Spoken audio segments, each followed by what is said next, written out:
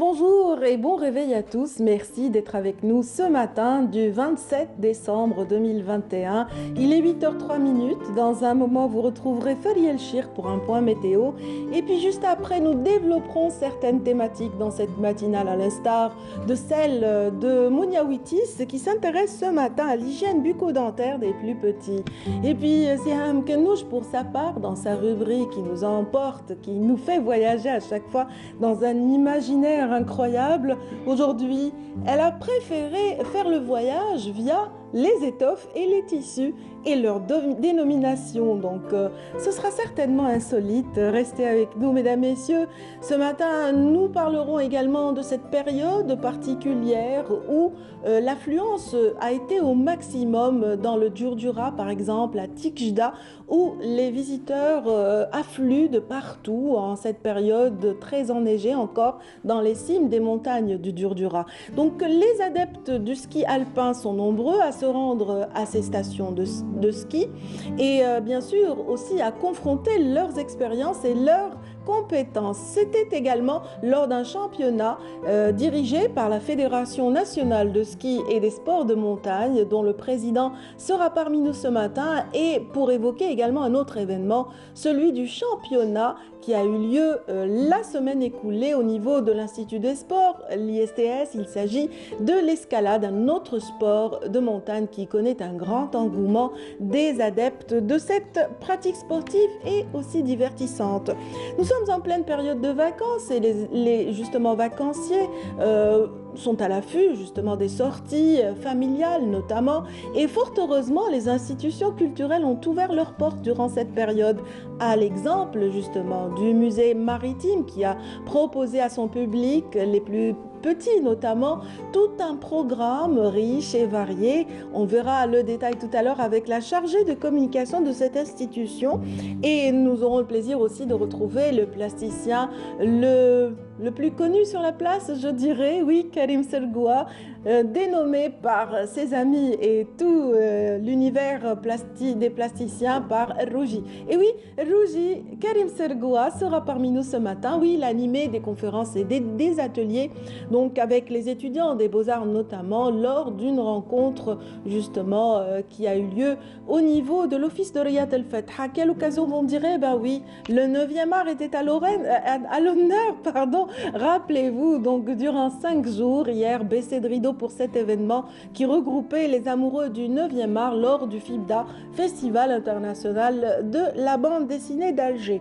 Le détail tout à l'heure avec Karim Sergoua. Merci encore une fois d'être avec nous, mesdames, messieurs. Tout de suite, je vous l'avais promis, un point météo signé comment? Eh oui, Fariel Chir, bien sûr.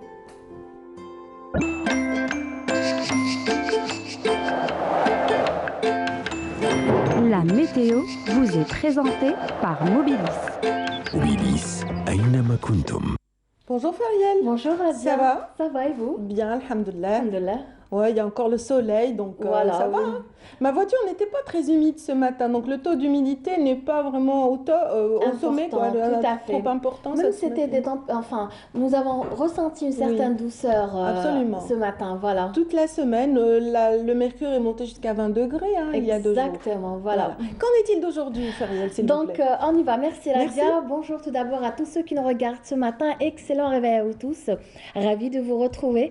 Eh bien, hier, nous avons eu quelques passages nuageux comme prévu par Météo Algérie, quelques faibles pluies. Aujourd'hui, la tendance sera à l'amélioration. Quelques nuages résistants et persisteront vers le centre, l'est jusqu'à l'ouest. Ces nuages seront sans conséquence. À noter aussi le maintien d'un temps venteux à l'ouest.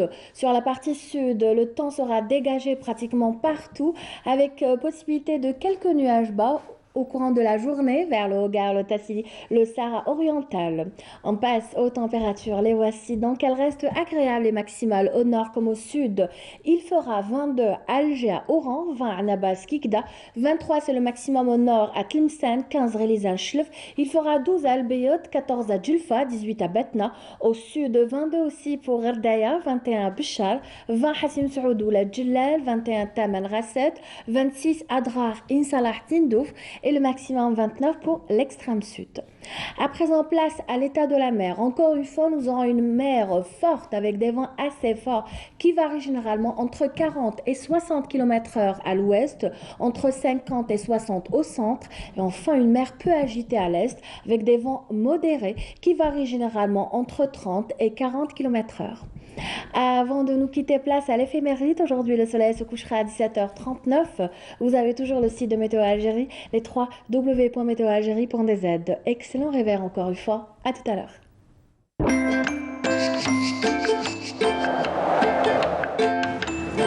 La météo vous est présentée par Mobilis. Mobilis, أينما كنتم. Merci beaucoup Fariel, je vous souhaite une excellente journée, à vous également. À vous aussi, merci, c'est gentil. Voilà, on démarre comme d'accoutumé en chanson. En musique, oui. Tout alors. de suite, rythme et vibration avec le groupe Day et Julia.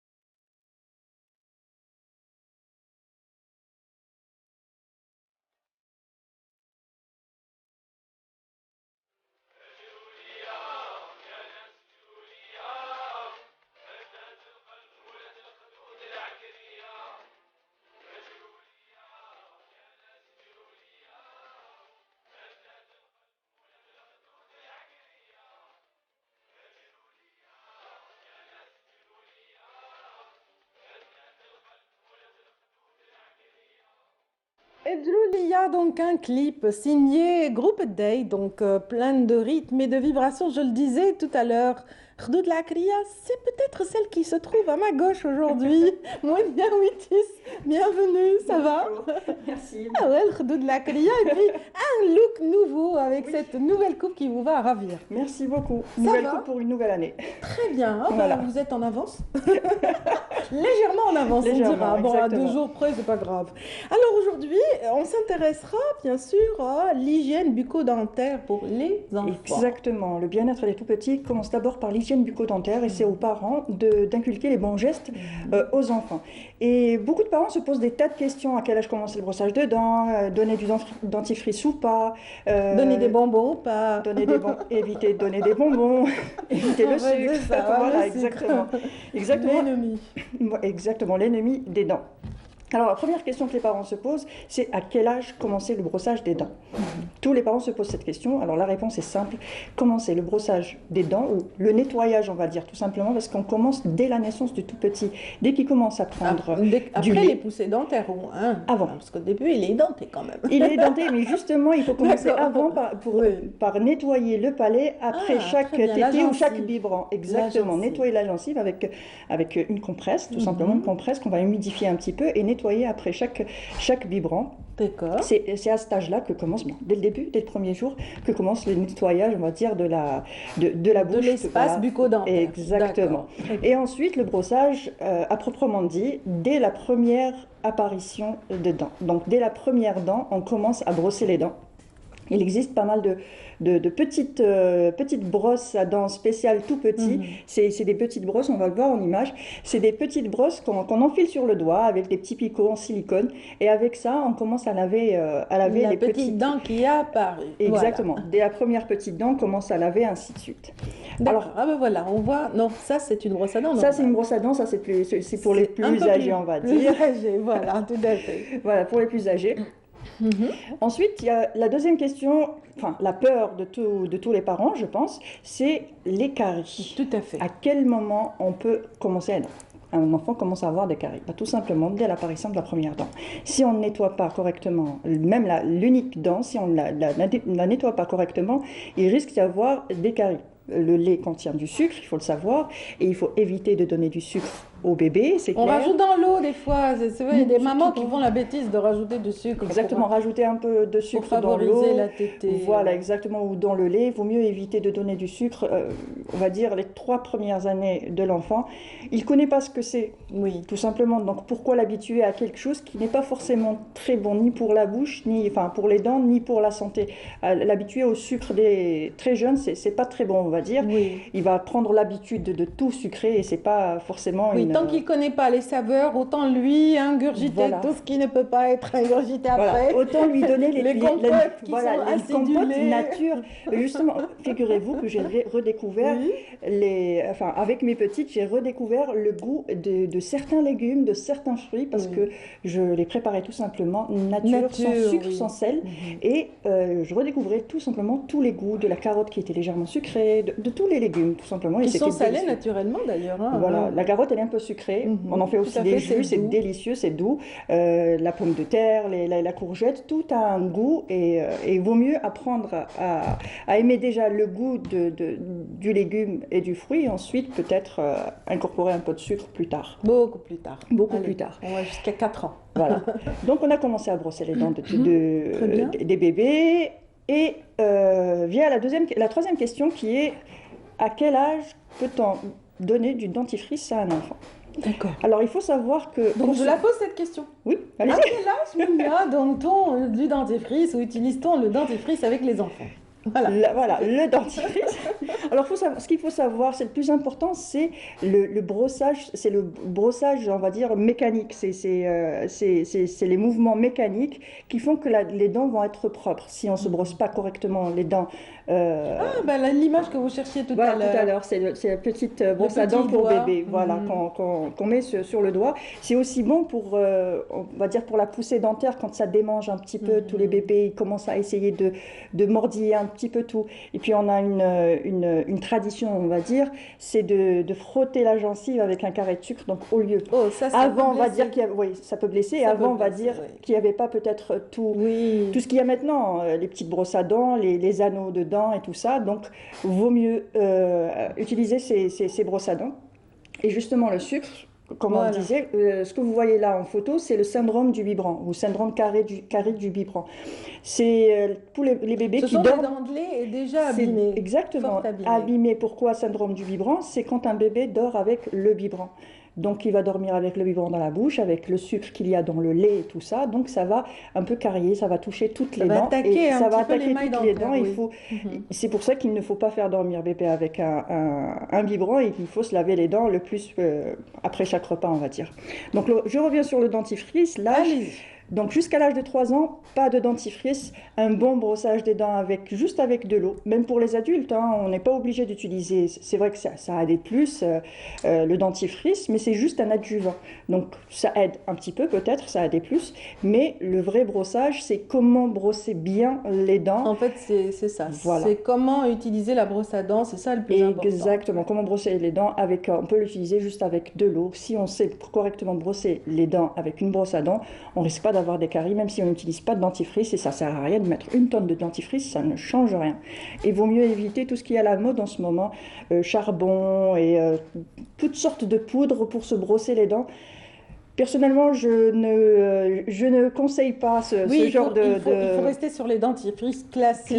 Recommandés par les dentaires, les chirurgiens dentaires. Exactement, les dentistes et tout ça. Et voilà. Donc, dentifrice à partir de l'âge de 3 ans, si l'enfant, bien sûr, sait recracher, on va dire, quand il se brosse les dents pour qu'il ne l'avale pas. Et à quel moment peut-on lui faire confiance pour un lavage autonome? Il faut l'accompagner, premièrement, il faut l'accompagner tout le temps. Même si on va pas tenir la brosse à dents, bon, les premiers temps, on va tenir la brosse à dents, on va lui expliquer, on va faire avec lui, ou on peut tout simplement jouer au jeu de tenir, par exemple, le parent, le papa, la maman tient la brosse à dents et brosse les dents de tout petit, et puis le tout petit fait l'inverse avec son parent. Oui. C'est un très bon jeu parce que ça va lui apprendre des choses, c'est une bonne habitude à faire, ça va lui donner déjà l'habitude de se brosser les dents parce qu'on sait très bien que c'est à cet âge-là qu'on inculque les bonnes habitudes, l'habitude de se brosser les dents matin, midi et soir. L'essentiel, c'est 2 fois par jour surtout, le soir avant de dormir et le matin. Enfin, après le déjeuner. Donc c'est une bonne astuce. S'il ne veut pas se brosser les dents, vous lui donnez une brosse à dents. Il vous brosse les dents, vous lui brossez les dents et ça marche. Et puis surveillez à chaque fois quand il se brosse les dents, vous voyez comment il brosse. S'il brosse bien, s'il brosse toutes les dents. Donc voilà. Et puis une manière aussi d'encourager l'enfant, c'est l'école aussi. Certaines écoles font appel à l'imaginaire enfantin en créant des spectacles où ils mettent en scène justement les caries, les dents. Les enfants s'en donnent à cœur joie et jouent. Exactement. Ce jeu de rôle leur permet de mémoriser certaines recommandations, de comprendre ce que c'est qu'une carie, ce qu'est exactement, expliquer qu'un tout microbe, une l'univers. bactérie, Voilà. Exactement. etc. Il y a aussi, je voulais justement parler, vous me devancez, je voulais parler Oh, d'un j'ai pas fait livre. exprès. Mais je voulais parler d'un livre justement, c'est les aventures de Petites Dents. Ah, C'est pas mal. justement la dentiste docteur Yasmine Siad qui a tout simplement dessiné, parce qu'elle est aussi artiste Graphiste, voilà, disons, dessinatrice, on va dire ça, illustrateur. exactement. Donc elle a fait un petit livre, Les aventures de Petites Dents, dans lesquelles on apprend ce que c'est. On la voit là, voilà, c'est elle. exactement, c'est elle. On l'avait même reçue au Bonjour d'Algérie quand le livre est sorti en 2019. Donc on apprend ce que c'est que les caries, ce que c'est que comment se brosser les dents et tout ça, et on apprend aussi le premier rendez-vous chez le dentiste. Donc qu'est-ce qu'on va découvrir chez le dentiste? D'accord. Le fauteuil et tout ça, parce qu'on a beau expliquer à l'enfant, pour essayer de ne pas lui faire très peur, expliquer qu'on va aller chez le dentiste, comment que ça se passe à l'intérieur, c'est pas comme chez le pédiatre. Il y a un fauteuil, il y a des instruments, ça peut effrayer. Et puis souvent les parents, ceux qui ont une phobie du dentiste, transmettent sans faire exprès cette phobie-là à l'enfant. Donc c'est un bon livre pour commencer, pour apprendre ce que c'est que les dents en général, et tout ça, et par l'image, comprendre ce qu'il y a, voilà, ce qu'il y a à l'intérieur, enfin, dans un cabinet dentaire, le fauteuil, les instruments, pour ne pas avoir peur. Donc c'est un bon livre à conseiller à tous les parents pour leurs petits. Et justement, en parlant de livres et de visites, la première visite chez le dentiste. Ah, c'est quand? Voilà, la première visite chez le dentiste, c'est dès l'apparition des dents. tout simplement. D'accord. C'est dès l'apparition des dents, parce qu'à ce moment-là, le dentiste peut découvrir certains syndromes, il peut déjà agir dès le début, voir s'il y a des petites caries. Une Une anomalie, anomalie, au niveau des exactement. racines, ça peut être décelé dès l'enfance. Voilà, c'est bien. exactement, dès l'apparition de la première dent. Et puis après, chaque 6 mois. Pour les adultes aussi, c'est chaque 6 mois. Chaque 6 C'est mois, bien un d'avoir. contrôle, voilà, un contrôle. Et si on a raté le coche avec tous les premiers rendez-vous, on va dire, l'âge clé pour aller voir le dentiste, c'est l'âge de 3 ans. Très bien. Parce qu'à l'âge de 3 ans, par exemple, on peut On a toutes ses dents à déceler- ce moment-là. Voilà, à 3 ans, l'enfant a toutes l'enfant ses dents, je veux dire. a toutes ses dents de lait. Donc à cet âge-là, on peut, par exemple, découvrir le syndrome de la prognathisme. Ce qu'on appelle la prognathisme, c'est la mâchoire inférieure qui avance. Donc à cet âge-là, il y a des méthodes, on va dire, plus souples, on va dire moins agressives pour corriger ça. Donc c'est des appareils dentaires et tout ça. Parce qu'arrivé à l'âge adulte, la seule solution pour la prognathisme, c'est la chirurgie, et c'est quand même assez lourd comme chirurgie, Oui. comme intervention. Mieux vaut voilà, se préparer en se prémunisant de Mieux vaut cette- prévenir voilà. que guérir. Absolument. Voilà, exactement. Absolument. Et puis dernière question, je ne sais pas si vous avez la réponse, je vais vous poser cette J'ai question. pas la question. Mais Comment moi, je vais peux vous- avoir la réponse alors que Mais j'ai pas la Je question. en vais tête. vous poser la question. Je vais vous poser la Allez-y. question et Et comme ça, je ferai le perroquet. Y a pas Alors. de souci. Allez-y. Combien de temps peut-on garder une brosse à dents? Ah, normalement, Oui. c'est. Ah, je connais la réponse. Normalement, c'est 3 minutes.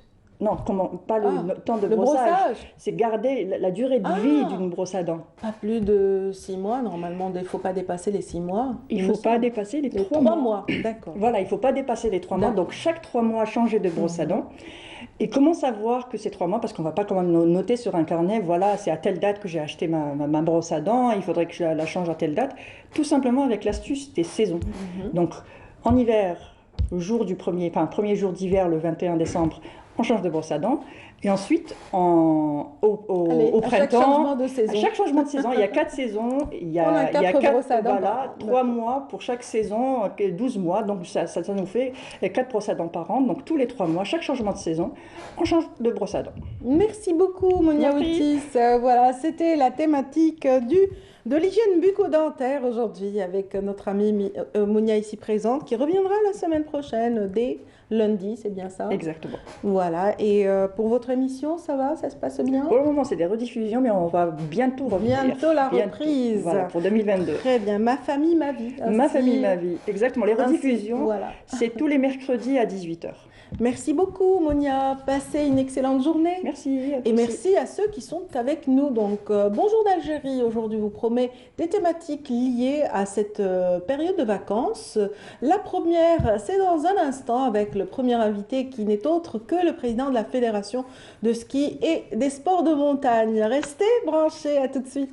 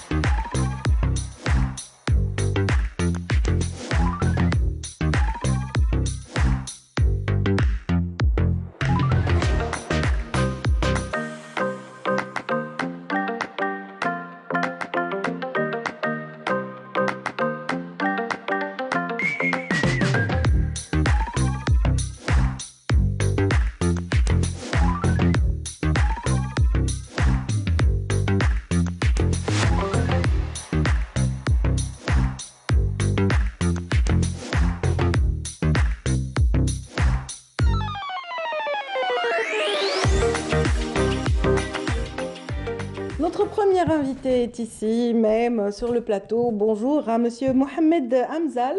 Comment Bonjour. allez-vous? Merci, ça Vous va? venez de Bouira, c'est bien ça? Oui, Enfin, oui, je viens.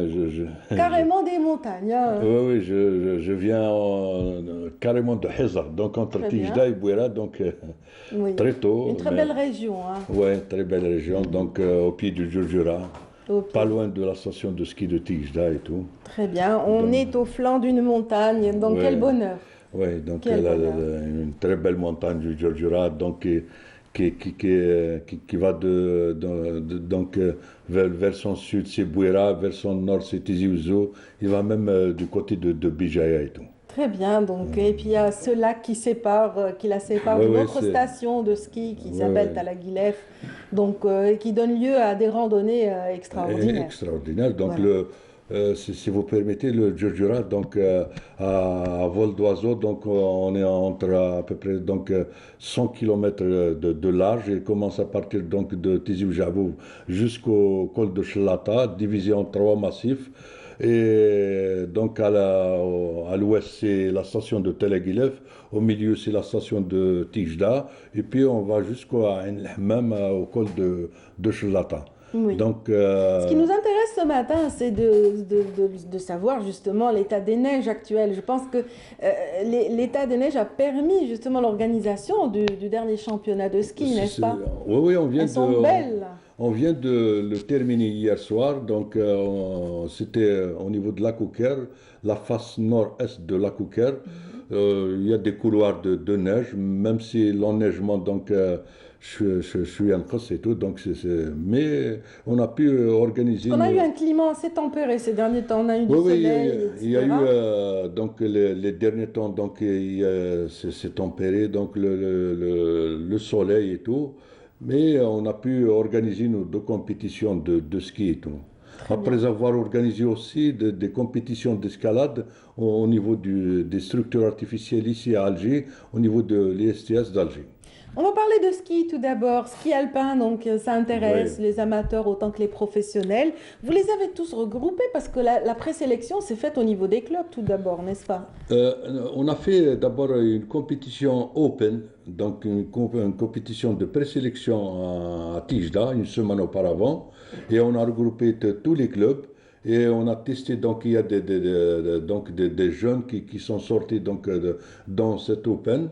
Et puis ça nous a permis de les regrouper au niveau du championnat national hier à Tijda. Et là, on a sorti donc une petite sélection qui Oui. sera donc qui va affronter après les compétitions internationales, Inch'Allah, à partir de janvier 2022, et qui seront récompensés probablement donc au courant du mois de janvier ici à Alger par la fédération et en présence donc de notre tutelle et du comité olympique Oui. et des anciens présidents et tout, Inch'Allah. Combien d'adeptes de ski alpin compte la fédération actuellement, la fédération qui a souffert un petit peu de cette interruption due à la pandémie, Oui, donc 2 ans de suspension pour les compétitions. C'est-à-dire depuis décembre 2019, c'est-à-dire on a repris les activités dernièrement, et puis on a été touché comme toutes les fédérations par cette pandémie depuis le 20 mars 2020, on était à l'arrêt, les clubs étaient à l'arrêt, donc que ce soit au niveau du ski ou de la pratique d'escalade, et même nous avons de la pratique de la randonnée de montagne. Et là on a souffert. On a souffert d'abord par le manque de moyens, le manque de moyens financiers, que ce soit au niveau de la fédération ou au niveau des ligues et des clubs. Et on a repris donc timidement à partir de ce mois de décembre parce que la reprise s'est faite officiellement par notre tutelle à partir du 1er Septembre, je pense, oui. de 2021 et on a gardé donc un espace, donc un intervalle pour le protocole sanitaire et là on vient de reprendre les compétitions. On a regroupé à peu près une vingtaine de clubs à l'échelle nationale Très bien. qui ont des athlètes qui ont un niveau pour passer à ces compétitions de ski alpin, puisqu'on parle du ski On alpin. reviendra encore sur le ski, on reviendra sur l'affluence justement durant cette période des vacances à Tikjda et dans les autres stations de ski. Mais avant, je vous invite d'abord à suivre ce reportage qui, lui, va nous emmener directement vers la deuxième discipline, l'escalade en l'occurrence, mais en milieu artificiel, on l'a bien dit. C'est pour tout de suite et c'est signé Meriem Houssaïd. Le championnat d'Algérie d'escalade, organisé ce jeudi par la Fédération algérienne de ski et de sport de montagne, s'est tenu sur le mur artificiel à l'ISTS. On est en phase de compétition, donc toute discipline. Nous sommes donc en phase de compétition sur structure artificielle et nous sommes aussi en phase de compétition de ski alpin à Tikjda, au niveau de la Kouker Est. Donc aujourd'hui c'est la phase du championnat sur structure artificielle et le dimanche, Inch'Allah, donc on sera aussi pour le championnat de ski alpin. Et ça nous permettra donc, juste avant de la fin de l'année, pour 2021, de remplir, donc de finir le dossier des compétitions, Inch'Allah. On va reprendre, Inch'Allah, en 2022, on va commencer par les jeunes talents, Inch'Allah. Toutes les catégories étaient présentes, des poussins jusqu'aux seniors.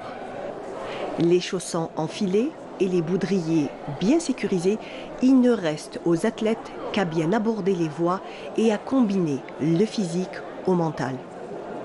On a été sélectionné pendant les qualifs, donc la semaine dernière, et pour la plupart de mes élèves, donc ils ont été classés. Et là, on participe à la finale tout simplement. Voilà, c'est pas bon. Il y a eu une coupure pendant les 2 ans à cause de la pandémie. Et là, ça reprend tout doucement, donc c'est tant mieux. Et ça commence à prendre un peu d'ampleur. Ce qui manque, c'est surtout les structures. Il manque beaucoup de structures et c'est là le problème. Il faudrait qu'il y ait beaucoup plus de structures dans chaque wilaya. Comme ça, au moins, on peut développer. Mais sans structure, on ne peut rien développer. Mais ça commence à avancer un peu. Cette discipline, elle est en train de voir un petit peu un engouement des jeunes, des familles qui ramènent leurs enfants pour pratiquer l'escalade.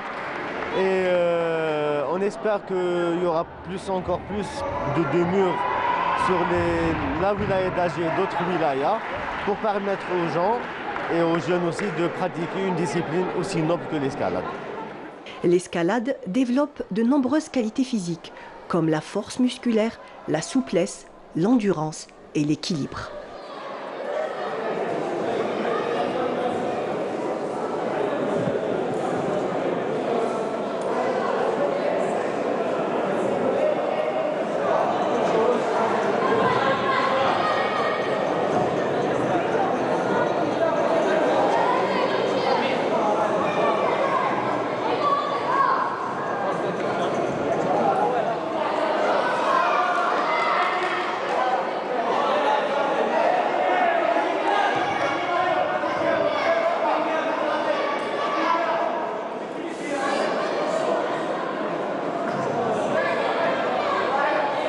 En fait, c'est un sport là où on se défoule, on change complètement, on se concentre. C'est un sport très technique, donc on s'améliore physiquement et même moralement. Voilà. Donc c'est pas notre première participation. On a déjà participé à des championnats. J'ai déjà été championne d'Algérie auparavant, en 2013. Et franchement, on est super contents, surtout que la compétition reprend. الحاجة اللي تعجبني في هذا السبور سبور كشغل ما فيش العنف ما فيش شغل سبور تبقى روح رياضية بينك وبين اللي سبارتيسيبي معاه في بزاف فوائد كيما يزيد لك كثافة العظام يريح لك مخك تولي آلاز فيه فوائد بزاف. L'escalade reste une discipline qui demande de bonnes capacités psychomotrices et de planification.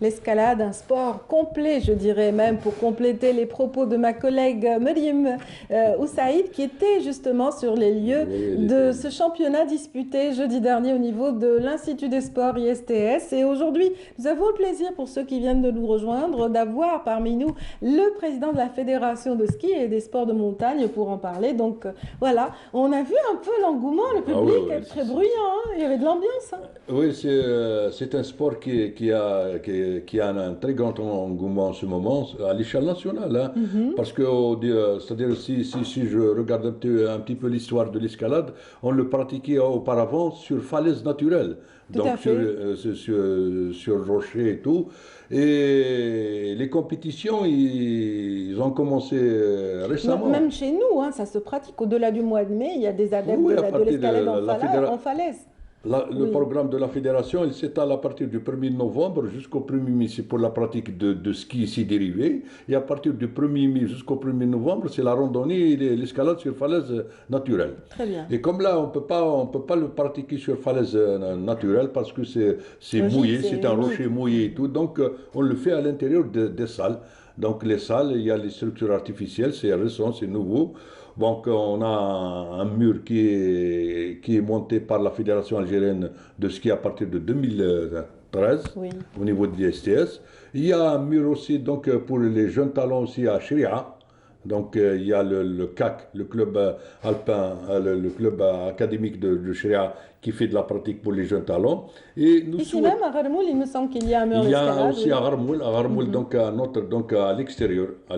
Donc, c'est pour les entraînements, c'est pour aussi, donc on a organisé des compétitions. Et notre souhait, donc la fédération souhaite que ces structures soient donc développées au niveau d'autres wilayas, et surtout dans des wilayas où le potentiel donc, de l'engouement des jeunes talents au niveau de l'escalade est très grand, comme le cas de la wilaya de Bouira, au niveau d'Alger, parce qu'il y a beaucoup de clubs qui pratiquent ces disciplines au niveau de la wilaya de Bouira. Nous avons maintenant des clubs au niveau de la wilaya de Tlemcen, au niveau de la wilaya de Bijaya, à Ginzet aussi.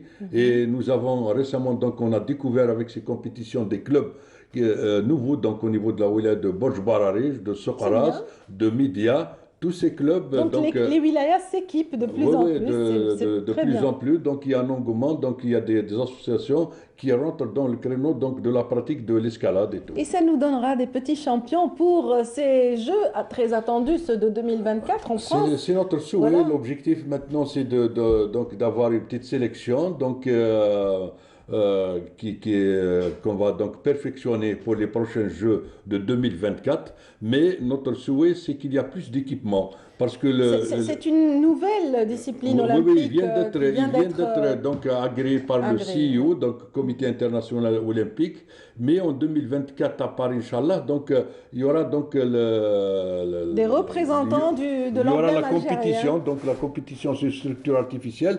Mais là, ce qu'on a en ce moment, c'est ce qu'on appelle de la recherche donc comme on a le mur de l'ISTS, donc c'est la recherche des difficultés. Oui. Ce qui nous manque maintenant, c'est des murs donc olympiques qui ont une longueur, une hauteur de 25 plus mètres. Imposante, plus imposante. Donc on souhaite que l'État donc les implante. Donc il y a la vitesse, il y a aussi les blocs.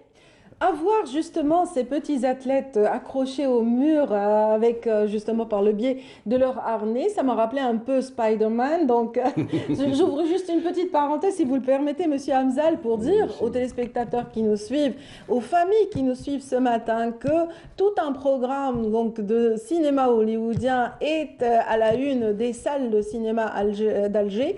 En l'occurrence donc Ibn Khaldoun et Sahel à Cheraga, donc qui ont une très belle programmation actuellement. Le dernier Spider-Man est à l'affiche également, donc le dernier Matrix aussi est à l'affiche, et d'autres films tout à fait récents, donc pour le bonheur des cinéphiles parmi vos enfants. Donc voilà, je ferme cette parenthèse et je reviens à la Fédération de ski et des sports de montagne. Donc, deux championnats disputés cette semaine. Donc, un, on a vu du côté de Tijdar, celui-ci plutôt, non, pas Tijdar, en fait, c'est pas loin. c'est un peu plus loin. C'est Voilà. pas loin, Et celui-ci au niveau de l'ISTS, donc c'est une manière aussi de créer cette pépinière pour de futurs champions. Rappelons qu'Albertville, par exemple, il y a 10 ans en arrière, 10 ans j'étais maintenant, présent à oui, Albertville, donc, on avait quand même des ça, athlètes c'est- algériens qui ont oui, participé c'est- aux c'est- Jeux si vous olympiques permettez, donc, d'hiver. Oui. parce que d'abord le ski c'est une discipline, c'est la première discipline de notre fédération, c'est une discipline olympique et les premières donc la première équipe qui a eu de la chance de pénétrer donc pour les Jeux olympiques d'Albertville, donc c'est des jeunes qui sont formés à Tijdar, donc il y avait 4 et une fille. Et j'ai eu même l'honneur de les accompagner donc, pour leur formation à Tignes, donc en décembre 91. Et puis, ça c'était sous la présidence de M. Bougoura Abdelali. Mais par la suite, il y a toujours donc, il y a eu donc sous la présidence de M. Gary Ali, il y a l'équipe qui a participé aux Jeux Olympiques de Sestriere en Italie et au championnat du monde à Saint-Maurice et également à l'Italie. Voilà. Mais là, pour vous dire, donc, durant cette période, il y avait quand même, parce que nous avons traversé une période un peu difficile. Oui, il y a eu un recul lors de la décennie Oui, parce qu'il y a difficile, eu la décennie noire et nous avons un problème avec les remontes mécaniques. Donc, que ce soit pour les téléskis pour le ski ou les télésièges, donc pour les sportifs et même pour les touristes, qui sont à l'arrêt depuis 83 à ce jour. Oui. 94 à ce jour, Oui. enfin, avec la décennie noire. Et là, ça nous freine parce que pour sortir donc un athlète donc sur le podium international, il lui faut donc des outils didactiques. C'est comme un professeur de mathématiques. Il lui faut donc une règle. Et là, pour le ski, il lui faut donc ses équipements. Tout à fait. Donc le téléski, le télésiège, du matériel de ski parce qu'on l'achète à partir de l'étranger. Et là, vraiment, nous traversons une période un peu difficile, le manque de subventions, l'arrêt de ces équipements. Et c'est pour ça donc ça freine un petit peu donc l'évolution de la pratique du ski en Algérie. Sinon, nous avons un engouement. Donc peut-être que dans quelques temps, si jamais les autorités prennent en considération cet appel, si aussi des mécènes ont envie de sponsoriser cette discipline qui nous a déjà donné par le passé de brillants champions. Donc pourquoi ne pas l'encourager? Et puis, il faut dire que pendant cette période de vacances, Tijdar a connu un sommet en termes d'affluence. Hein. Ah oui, ça a fait votre bonheur, vous qui êtes vraiment coach depuis des années là-bas. C'est vrai, il y a un engouement. Il y a le week-end, le vendredi et le samedi, c'est vraiment très difficile de pénétrer à la station de Tijdar parce qu'il y a des touristes qui viennent un peu partout, donc de toutes les wilayas d'Algérie. Mais là, il faudrait aussi, donc je fais un appel aux autorités locales, la wilaya de Bouira ou bien la wilaya de Tizi Ouzou, pour qu'ils mettent un dispositif d'organisation pour faciliter l'accès, que ce soit pour les sportifs, les touristes, à la station. Parce que ça, on crée donc un encombrement, même pour aller au niveau des pistes de ski, c'est très difficile. Donc il faut réfléchir à des solutions aussi pour cet aspect. En tout cas, c'était un plaisir de vous recevoir ce matin, Mohamed Hamzal. Donc je rappelle que vous êtes le président de la Fédération de ski et des sports de montagne. Nous avons parlé de 2 championnats, celui du ski et celui de l'escalade, qui ont eu lieu la semaine écoulée. Bien sûr, la cérémonie de remise de prix est prévue pour le 15 janvier, la mi-janvier, disons. Voilà. À Alger, vous serez conviés, Inch'Allah, je vais vous inviter. Inch'Allah.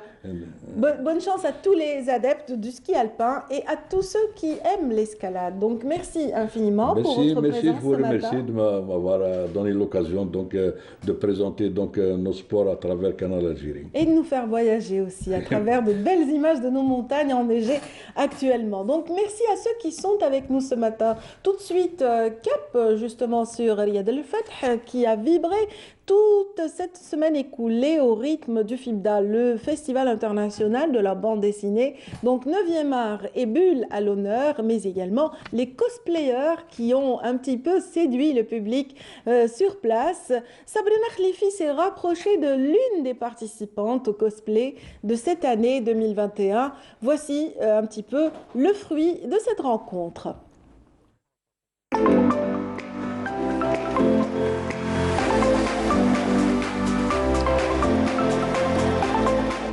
je m'appelle Mariam, j'ai 28 ans et je suis couturière et cosplayeuse. J'ai commencé la couture en 2015-2016. J'ai voulu faire du cosplay moi-même, parce que la plupart l'achètent. J'ai pas vraiment compté, mais ils sont dans les vingtaines. Mon premier costume remonte le 28 août 2016. Il y a certaines personnes qui viennent me faire des commandes pour des cosplays et je leur réalise leur costume comme celui que j'étais en train de faire. C'est une commande pour une cliente. J'avais 6 ans. À l'époque, on passait le manga Digimon à la télé et depuis ce temps-là, je suis passionnée de manga. J'ai choisi le monde de manga parce qu'il me plaît. On peut rêver, on peut faire ce qu'on veut, on peut être ce qu'on veut et personne ne peut nous juger. Alors, en dehors du cosplay, j'ai plein de choses à faire. Je suis passionnée de manga, j'aime beaucoup lire les mangas, que ce soit chez moi ou sur internet. J'aime beaucoup lire aussi des romans. Je suis aussi passionnée du vidéo, je joue même pendant des heures, des fois je dors pas. Je ne dors pas alors que je joue, mais j'aime bien, ça m'aide beaucoup. Je regarde aussi des séries télé et je travaille aussi sur mes projets couture. En 2018, j'ai gagné le prix du meilleur costume avec mon costume Simone de Beauvoir de Nier Automata. C'était mon costume préféré parce que j'ai gagné avec. Et il était assez difficile à réaliser. J'ai passé 2 mois à le faire, plutôt 3 mois à le faire. Mais j'ai pu gagner avec. Alors, ceci est ma dernière création pour la FIDA 2021. C'est une surprise, je ne vais pas vous dire quelle personne c'est, mais je vais vous dire de quel univers il s'agit. Il s'agit de l'univers de Bloodborne. Donc, اللي يقدر يعرفوا استعرف به.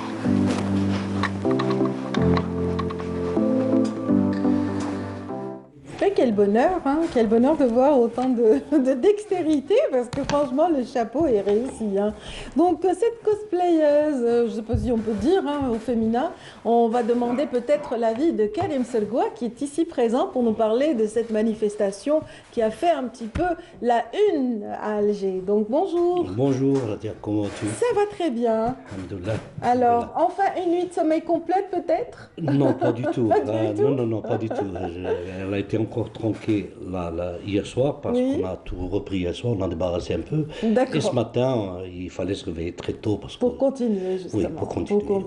Parce que voilà, il faut quand même laisser les espaces tels qu'on les a trouvés. Oui, surtout que les espaces ont changé. C'est plus sur l'esplanade de la fête, mais c'est plutôt au rez-de-chaussée, au deuxième. Donc au niveau de... Donc c'est un peu compliqué pour la circulation et tout, et pour laisser libre recours après pour les magasins, les gens, non. La vie quotidienne quoi, de Riyad Fête qui reprend. Voilà. Mais j'imagine que ça a fait le bonheur quand même des magasins et plutôt des propriétaires de magasins, puisque c'est vrai qu'on a besoin d'animation, on a besoin de drainer du public dans ces lieux qui sont parfois un peu vides. Hein, oui, écoutez, quand vous voyez de 9h du matin jusqu'à 19h des milliers de personnes, de jeunes, bruyants, qui parlent, qui dansent, qui chantent, qui gesticulent, qui courent. Croyez-moi, hein, c'est une animation incroyable. Que du bonheur, c'est fatigant parce que on n'arrive plus à suivre un certain moment, mais bon, tout rentre dans l'ordre, c'est bien organisé, il y a eu de petits incidents, mais normal, de jeunesse et tout, mais sinon, oui, je pense que ça a créé une animation au niveau de la fête assez intéressante. Quoi. Karim Sergoua, vous êtes connu comme un loup blanc en Algérie, même pour ceux qui nous suivent de l'étranger, qui ne nous connaissent pas, vous êtes plasticien de renom, et puis aussi enseignant à l'École supérieure des Beaux-Arts, et justement, c'était une occasion d'impliquer aussi les étudiants des Beaux-Arts lors de cette 13e édition du Festival international de la bande dessinée d'Alger, n'est-ce pas? Oui, effectivement, cette année, on a quand même il y a une nouveauté, c'est que le FIBDA a signé une convention avec l'École supérieure des Beaux-Arts d'Alger. On leur a même offert un bureau au niveau de notre école, donc un bureau d'organisation, d'accueil et d'information du FIBDA. L'école a toujours participé avec ses étudiants et 2 ou 3 enseignants. Mais cette année, c'est exceptionnel. Donc, dans le programme, il y a eu des choses qu'on a décidé de faire ensemble, tels que l'atelier, tels que la confection de la fresque. Oui, il y a une belle fresque. Et aussi, quelque chose de nouveau aussi, c'est que nos étudiants en Master 2 ont participé à un stage. Ils ont eu un stage, ils sont 8 personnes en art visuel et expression picturale. Ils ont participé avec un stage qui va être noté, quoi. Donc, c'est un stage pédagogique qui rentre dans leur programme. Donc la première partie c'est le FIBDA, mais après c'est sur le montage d'expos, la préparation des expos, c'est carrément dans un cadre professionnel et c'est très bien. Par contre les groupes d'étudiants, ils étaient entre 18 et 25 qui ont sacrifié leurs vacances, il faut dire qu'on est en vacances, ils ont sacrifié leurs vacances, ils ne le prennent qu'à partir d'aujourd'hui, 3 jours, et ils reprennent dimanche. Il y a eu quelque chose de très intéressant. Mais c'est du plaisir quand même. Non, hein. Le FIBDA, c'est un réel plaisir au lieu de rester confiné dans cette période de pandémie. Franchement, c'est une occasion. C'est du plaisir. Elles étaient ravies, ils étaient tous très contents, souriants. Ils n'arrêtaient pas de remercier les responsables, les non responsables à nous au niveau de l'école. Ils ont été. Et pourtant, on a fait que les organiser comme ça, les prendre en charge avec une sandwicherie, un déjeuner sympathique et avec d'autres artistes algériens, mais aussi des artistes autodidactes qui viennent. Et il y a plein d'échanges. Ça a été très très bien. Ça peut inspirer les plus proches de l'illustration et du manga pour un futur dans le domaine de la bande dessinée, pourquoi pas. Alors parlons un petit peu de l'organisation. Il y a eu peut-être 3 étapes, on les cite. Voilà, il y a eu en fait 3 groupes, je dirais. 3 groupes d'étudiants et de participants. Donc il y a eu le groupe de master qui, préparait le montage d'expos, pas uniquement l'expo des Beaux-Arts, de toutes les expos. Ils ont pris part, ils ont aidé. Voilà, donc j'étais moi le commissaire, le responsable de toutes ces expos. Il faut dire aussi qu'il y a un changement au niveau de la tête du FIBDA avec une nouvelle équipe, donc une nouvelle dynamique. Avec Salim Brahimi, donc alias... Salim Brahimi, Jawad El Gassouma, Kamal aussi, que je remercie, qui était au Four et Moulin, et son assistant Hashmi, franchement, au Four et Moulin. Donc, on nous a sollicité pour 3 événements. Le premier événement, ce sont 3 grandes toiles qui ont été faites par 3 petites filles, jeunes filles, étudiantes en 4e année, en premier cycle et en L3, et qui ont travaillé en peinture, justement, sur des peintures ayant pour thème travailler autant que du Covid, ou vivre autant du Covid. Donc, elles ont fait 3 peintures magnifiques. J'aurais dû les ramener, j'ai pas ramené les photos, je suis désolé, sinon elles sont vraiment magnifiques ces toiles, qui ont été... Elles sont peut-être visibles sur le site du FIBDA. Ah oui. Voilà, les téléspectateurs qui souhaiteraient découvrir davantage, on peut toujours accéder au site du FIBDA. Au site. Donc ça a été inauguré par Madame la ministre, donc ça a été vraiment ça a été suivi et les filles étaient ravies. Le deuxième groupe, c'est bien sûr le master, comme j'ai dit tout à l'heure, qui font un travail pédagogique et qui seront notés au mois de février, parce qu'il va y avoir autre chose d'ici le mois de février. Et le dernier groupe, qui est très intéressant aussi, c'est un groupe hétéroclite des étudiants venant de tous les niveaux, et avec lesquels j'ai commencé à travailler 1 semaine avant le FIBDA. On avait des thèmes bien clairs, 3 sujets. Le premier, c'était Renaissance, c'était le thème Renaissance, renaître après le Covid.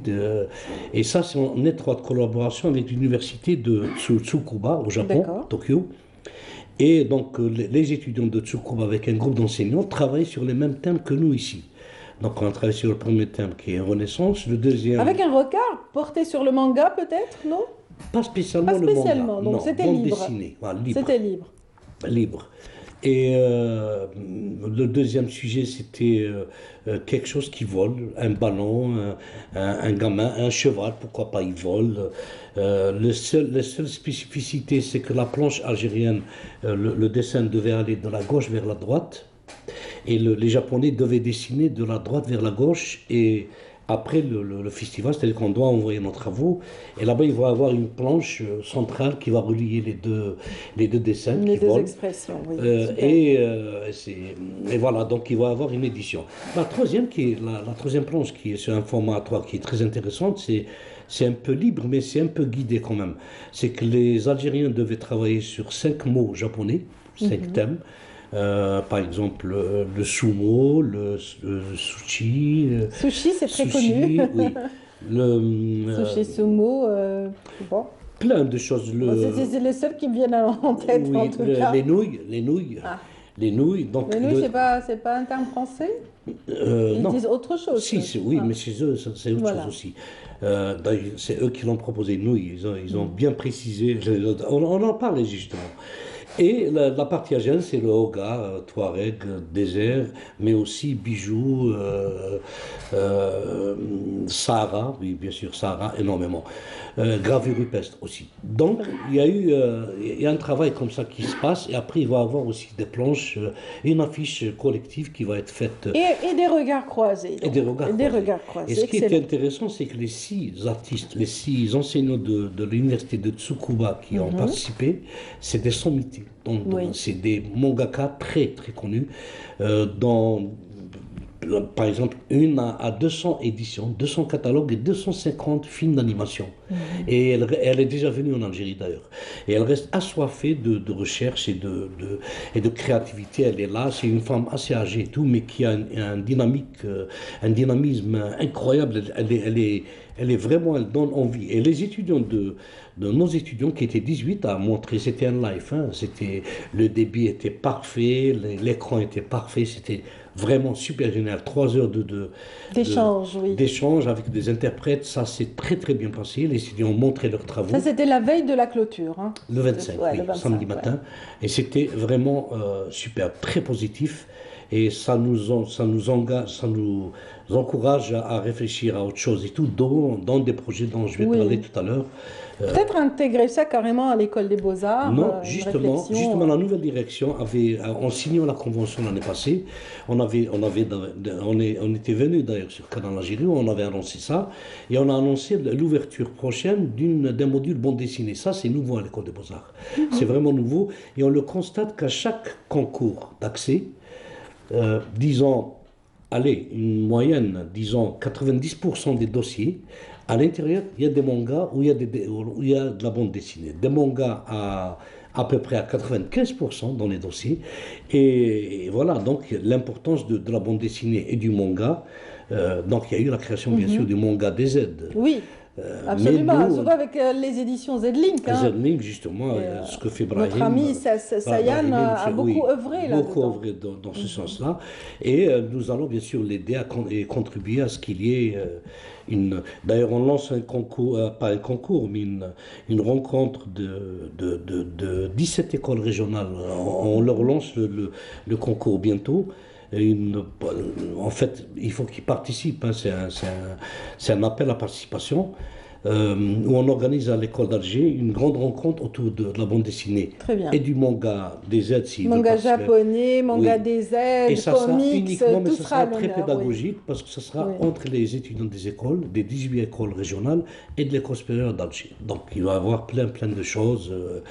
Voilà. Très bien. Voilà. Donc ça a été positif dans tous les sens. Positif. Beaucoup de fruits lors de ont été cueillis lors de ces rencontres et ces échanges du FIBDA, entre école et FIBDA et organisateurs du FIBDA. Donc, on arrive au terme de cette rencontre, Karim Selgoua. Alors, je vous laisse un petit peu conclure et dire un peu vos impressions par rapport à cette 13e édition. Franchement, mes impressions, c'est qu'il y a quelque chose de très important. Il y a une jeunesse qui arrive, avec qui il faut composer, il faut travailler, il faut réfléchir. C'est une jeunesse... Quand je dis jeunesse, c'est l'âge, la moyenne d'âge, c'est 14 ans, 22 ans. Oui. Et on se sent un peu vieux quand on est avec eux comme ça. Et ils nous appellent tous moi, mais bon, c'est pas gênant. Mais c'est une jeunesse qui a beaucoup de choses à dire.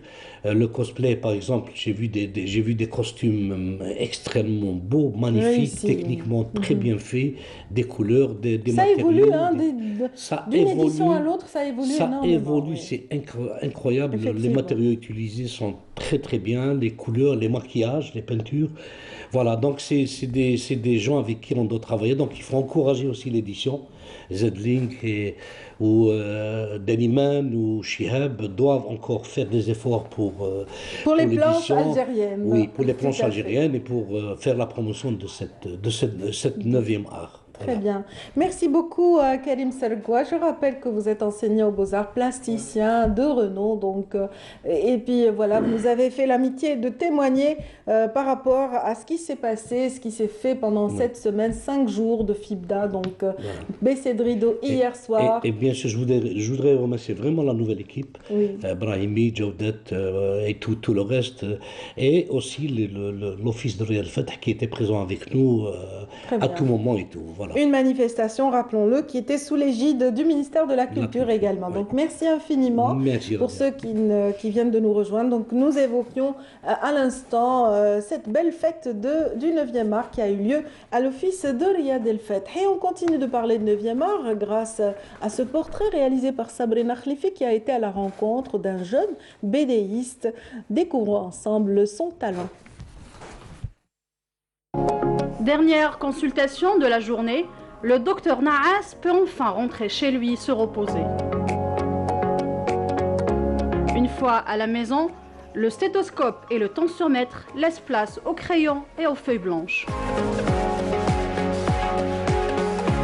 Passionné, ce généraliste de 34 ans commence l'aventure avec la bande dessinée en 2007. Je dirais que depuis que je suis petit, je dessine. J'adore dessiner. Je dessinais sur le mur. Ma mère, elle me laissait dessiner. Donc, je suis la bande dessinée depuis 2007-2008. Il y avait le magazine Lab Store de Z-Link qui sort toujours d'ailleurs. C'est lui qui m'a lancé. D'ailleurs, il m'avait encouragé, même pour participer au FIBDA et tout, j'avais participé au Rbet. C'était en 2009. J'ai eu le prix du 3e Jeune Talent. 3e prix Jeune Talent.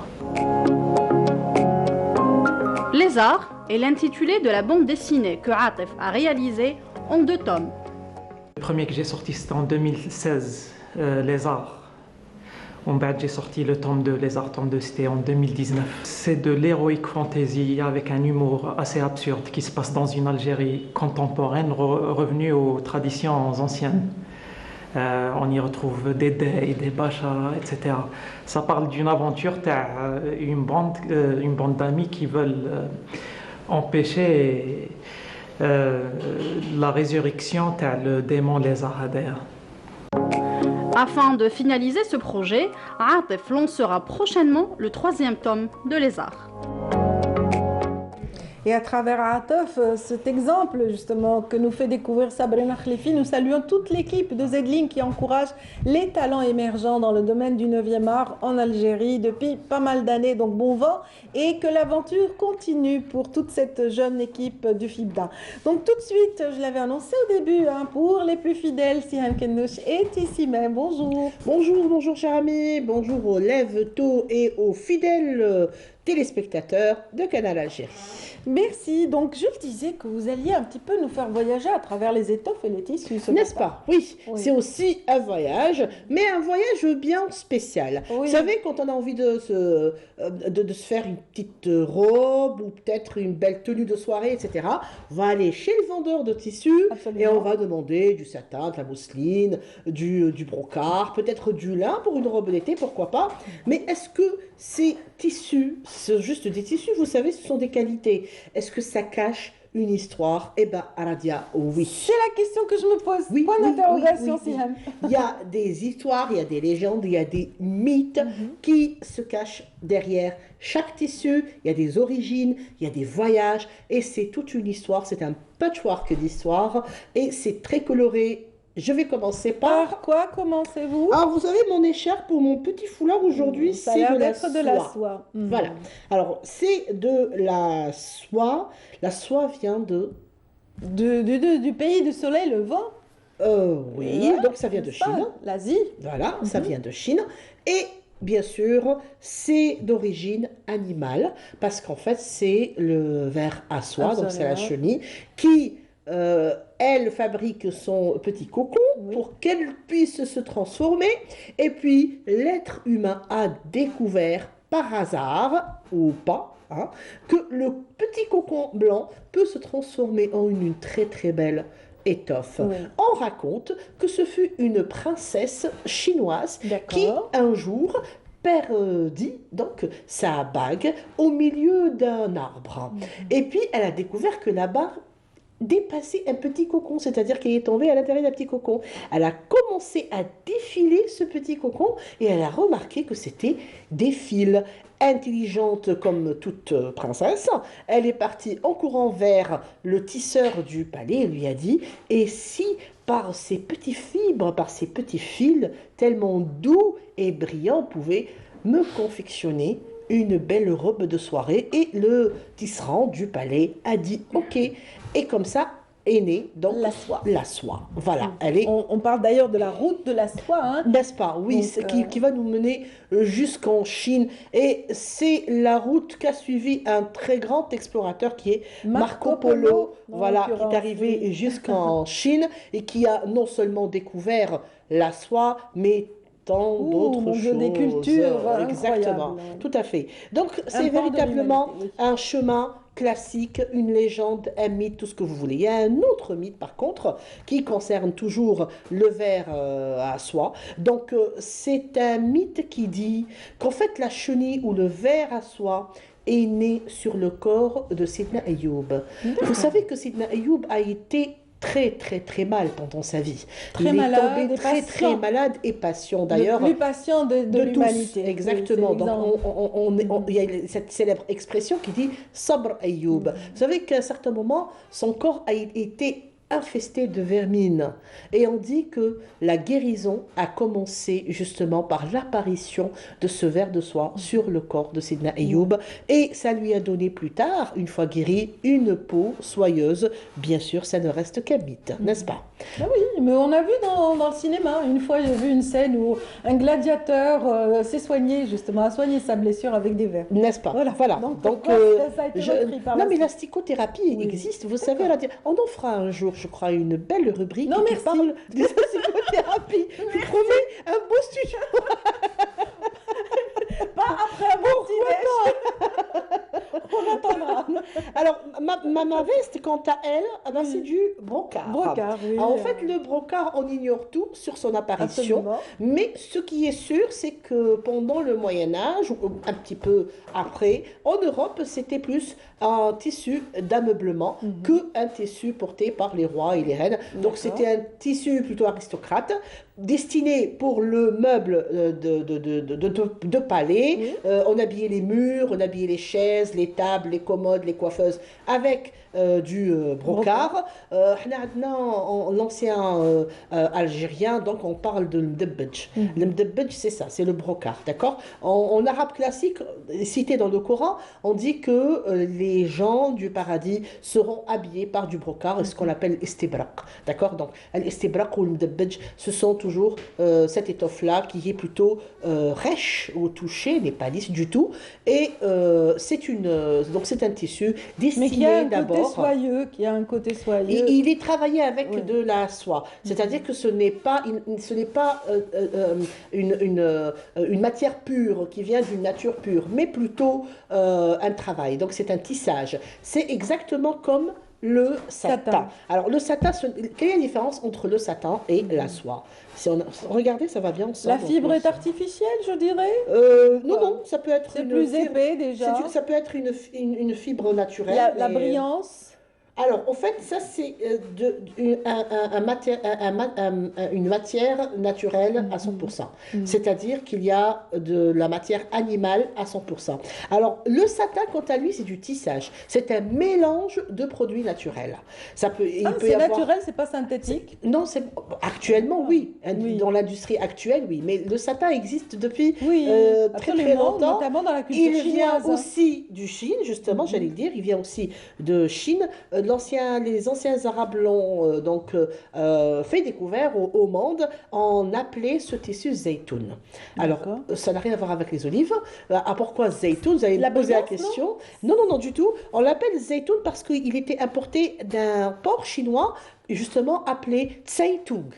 D'accord. Donc Tsaitung, c'était zaytoun. Voilà, tsaitung, zaytoun. Bon, le fait est que. Et zaytoun est passé à satin. Donc l'étymologie est là. Zaytoun, le porc chinois, zaytoun, une forme de formation arabe, et puis plus tard, c'est passé à satin. Donc ça, ce ne sont pas des fibres naturelles, mais plutôt un tissage. C'est des fibres et des fils qui sont très très collés l'un à l'autre et bien serrés, d'où sa brillance. Donc ça, c'est du satin, on l'appelle aussi Tanas ou Tailasan. Tailasan, c'est la soutane du moine. Elle doit être noire. Si c'est noir, on l'appelle Tanas, c'est cité dans nos plus grands textes poétiques. Par exemple, on dit Tanas. Alors, Tanas, c'est du satin noir. Il faut que ça soit véritablement noir. D'accord? Donc, c'est de la mousseline. D'accord. Alors, j'arrive à la mousseline. Alors, la mousseline, il y a... le micro, hein. Oui, d'accord. Il y a cette histoire... Pardon, joli micro. Il y a cette histoire... J'imagine le bruit, hein. Alors, il y a cette histoire qui dit que le mousseline, en arabe, on l'appelle monseli. Et du coup, il y a ce côté qui est... On dit que c'est un tissu qui est bien fabriqué à Mossoul, ou en Irak, donc dans cette ville de Moussil, l'ancien Ninawa. Peut-être, oui, mais l'origine est asiatique la Mésopotamie, aussi. Donc, on est dans la Mésopotamie. Ce n'est pas aussi vieux que ça. Oui, d'accord. Bon, mais c'est vrai que le Moussil, c'est une grande industrie quand même de la mousseline. Mais en fait, la mousseline ne vient pas d'Irak. Elle vient donc du Bangladesh et d'un port aussi. Donc, c'est comme l'histoire de Zaytung, d'un port appelé Mouslino. Donc, Mouslino, ça devient mousseline, etc.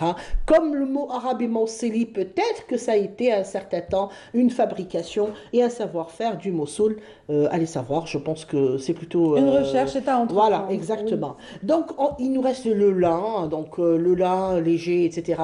Le lin, par contre, c'est égyptien, du moment que c'est une plante qui pousse énormément en Égypte, au bord du Nil. Et puis, la Corée, vous savez ce que c'est que la Corée ou la corette?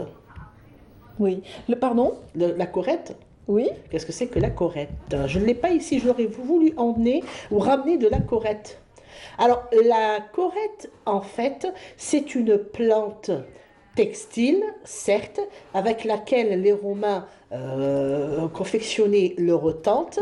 Elle est vert, donc vert olive, vert amande, et c'est ce qu'on appelle chez nous l'mloukhia. D'accord, oui. Ce qu'il faut savoir, c'est que le mloukhia, oui, ça se mange, mais à l'origine, c'était une plante textile. Sur ce, si vous allez préparer une bonne mloukhia ce soir, comme je pense à le faire aujourd'hui aussi... Ça demande beaucoup d'heures, le mloukhia, je connais. Un soir ne suffirait pas. Hein, vous allez voir que la couleur verte nous rapproche drôlement de certaines tentes. Voilà, cher ami, pour aujourd'hui. Merci beaucoup, Siham, pour ce voyage. Donc, il faut dire que tous ces tissus ont inspiré récemment les créateurs de masques donc, lors de cette pandémie. Donc, certains créateurs se sont... Oui, n'est-ce pas? On a même utilisé des étoffes pour offrir aussi de la variété à ce masque qui nous étouffe. Hein, moi, j'ai même vu des mariés avec un masque qui va avec leur robe blanche. Je trouve que c'est bien trouvé, ouais. C'est ce qu'on appelle la mode, parce que la mode épouse le savoir-faire de l'époque. Donc je pense que c'est ça, en fait, la mode. Pourquoi pas qui aurait dit qu'on en arriverait là et que notre look changerait à ce point? Écoutez, oui, c'est la vie, c'est ça, en fait. Oui, mais en tout cas, c'est un accessoire qui peut être sympathique. On peut le prendre ainsi lorsqu'il est comme ça créé par un nom ou un couturier peut-être. Voilà, lorsqu'il est dans une étoffe plus noble que celle qu'on utilise aussi. Ça peut être très sympathique. En tout cas, c'est une occasion pour nous, Siham, de rappeler aux téléspectateurs qui nous suivent ce matin que vigilance encore de mise, car la 4e vague sévit toujours, qu'il y a de plus en plus de contamination.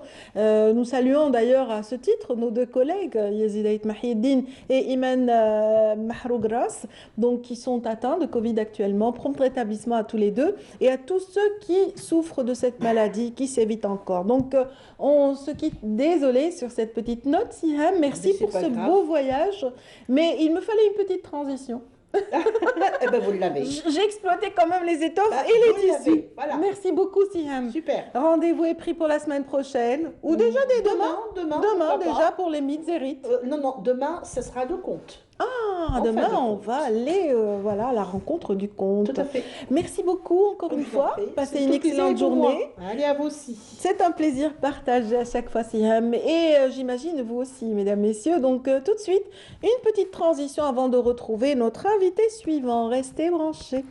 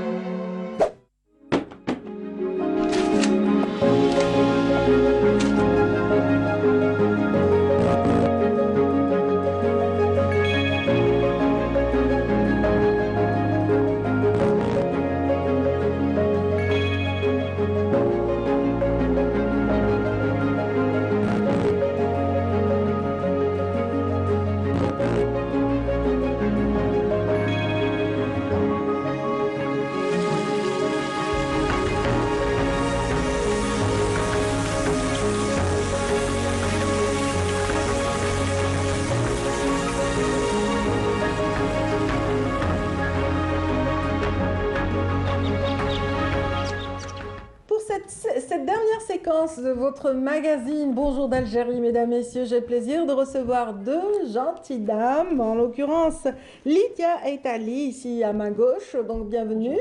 Ça va, vous allez bien? Vous regardiez l'écran. Oui. C'est bien. Oui. Mais vous êtes là parmi nous, donc à l'occasion de tout un programme organisé, initié par le musée maritime. Donc vous êtes chef de service, mais également attaché de conservation et archéologue. Bienvenue. Merci, madame. Voilà. Essayez de regarder dans mon sens, s'il vous plaît. Autant que Sabrina ici présente. Sabrina Hamani, bienvenue. Bonjour. Donc vous êtes également, vous faites partie de cette équipe du musée maritime. Oui. Et vous avez travaillé, donc j'imagine, à la préparation, à l'élaboration, mais aussi à l'encadrement des visiteurs pendant ces jours de vacances, n'est-ce pas? Oui. On va parler de ce programme. Qu'est-ce qu'il a de particulier? Depuis quand l'avez-vous un petit peu lancé? Allez, on va commencer avec vous, Lydia. Oui. Bonjour téléspectateurs, bonjour madame. Bon, pour le programme du musée, on a ouvert les portes tout au long des vacances, c'est 15 jours. Il y a des activités. Le matin, c'est des ateliers, comme les ateliers de dessin, de coloriage, de dessin sur céramique, de puzzle aussi. Et l'après-midi, le musée a organisé des spectacles et des activités comme la chasse au trésor qui s'est bien déroulée toute la semaine passée. Divertissement, donc on dira voilà des activités plus récréatives encore. Oui. Donc, comme la chasse au trésor et également autre chose, je pense. Si, pour ce mardi, Inch'Allah, on a prévu un spectacle de marionnettes. Donc, comment le public a-t-il un petit peu vécu cette ouverture du musée sur son public? Dites-moi, racontez-moi comment ça s'est passé. C'est 15 jours, hein? Voilà, ça c'est sur 15 jours, déjà, ça s'est étalé. Je voudrais bien présenter un petit peu le musée pour les personnes qui ne le connaissent pas. Ah oui, parce que j'imagine. Oui, voilà. Donc le musée maritime, c'est un musée qui se situe à la place des Martyrs, dans l'enceinte de la Méroté d'Alger. Donc c'est un musée qui a été créé en 2007, mais qui a été ouvert au public qu'en 2016. Et on a essayé ces vacances-là de faire des activités pour que toutes les personnes essayent de profiter des vacances déjà. Mais il n'y a pas que ça, donc on a voulu aussi présenter le musée et l'ouvrir au public. Donc le musée fait partie, donc c'est un musée particulier vu son emplacement qui est quand même un emplacement emblématique, donc qui regorge d'histoire et c'est un symbole aussi. À travers... Il a combien de siècles d'existence, on dira peut-être déjà, donc en fait, le musée, donc au sein du musée, on a un monument historique, donc qui date du XVIe siècle. Alors, quand on rentre dans le musée, pour les personnes qui ne savent pas, ils n'ont pas idée qu'il y a un monument à l'intérieur. Mais au moment où on arrive aux voûtes, on a toujours droit à des waouh en disant que... C'est très ancien. Voilà, c'est très ancien et c'est beau parce que c'est grand. C'est grand, c'est spacieux, c'est fait en pierre, donc c'est très vétuste, mais c'est très ancien. Exactement. Et donc, c'est chargé d'histoire, on dira. Il y a les vibrations des anciens corsaires dans ce lieu. Vous êtes d'accord, Lydia? Lydia, donc, on assure aussi pour les personnes qui viennent, donc on leur explique l'histoire des lieux. Le musée aussi a des collections qu'il expose, qu'on a eu grâce à des dons, que ce soit des commandements des forces navales, mais aussi des centres de recherche, des particuliers et des associations. On essaye aussi à chaque fois d'élargir cette collection, donc grâce à vous, grâce aux personnes qui nous donnent des dons. Donc n'arrêtez pas, s'il vous plaît. Oui, ben voilà, ils vous écoutent. Hein. Oui, ils nous écoutent. Continuez de lancer l'appel. Oui, exactement. Donc le musée est ouvert à tout don, en fait. Et pourvu qu'il ait un lien avec la mer, avec ce front maritime algérien ou l'histoire de nos corsaires, pourquoi pas. C'est ça. Parce qu'en fait, le musée, l'objectif du musée, en réalité, expose ou met en avant tout ce qui a relation de près ou de loin avec la mer. Donc, en fait, le musée maritime essaye de montrer et de mettre en avant la relation de l'homme et la mer. Et ça depuis la nuit des temps, donc il veut dire depuis la préhistoire, passant de l'Antiquité jusqu'à nos jours, parce qu'on traite tout ce qui est matériel et immatériel aussi. Excellent. Donc, Lydia et Tali, donc, par cette programmation, vous permettez au public, aux visiteurs qui sont curieux de découvrir ce lieu qui n'est pas très fréquenté, il faut le dire, parce qu'il est dans une zone quand même militaire et qui n'est pas ouvert tout le temps au public. Voilà, dans le courant des jours, c'est une journée par semaine, c'est bien ça? Le musée est ouvert. Il ouvre ses portes chaque mardi parce qu'il est dans une zone militaire.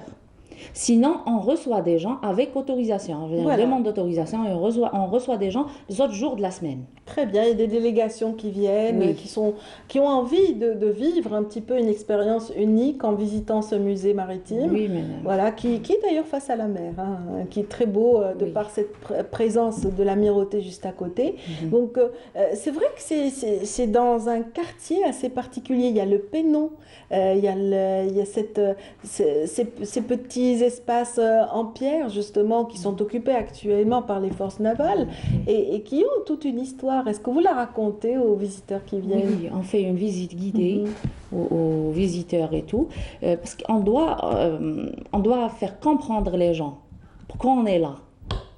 Pourquoi le musée se trouve dans ce monument. En plus, on a une bibliothèque. Très bien. Dans le musée, on reçoit des étudiants, des écoliers et des chercheurs aussi. J'imagine votre bonheur, vous qui êtes archéologue, lorsqu'on vous a affecté dans ces lieux un peu magiques, non? Oui. D'accord. On se retrouve. Oui, vous vous retrouvez parce que vous êtes dans un établissement très ancien. J'imagine aussi que c'est pareil pour vous, Sabrina Hamani? Oui, c'est un emplacement, comme j'ai dit tout à l'heure, qui regorge d'histoire. Donc y être, travailler, essayer parce qu'il faut bien préciser que c'est un nouveau musée.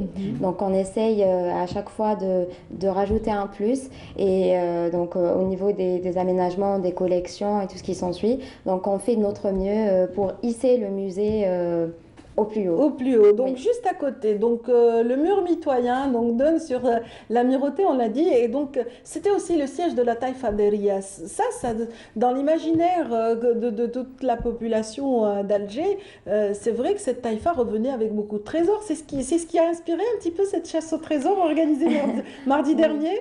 Donc en fait, c'était vraiment le lieu. Oui, c'était le lieu adéquat. Oui, c'était vraiment le lieu adéquat.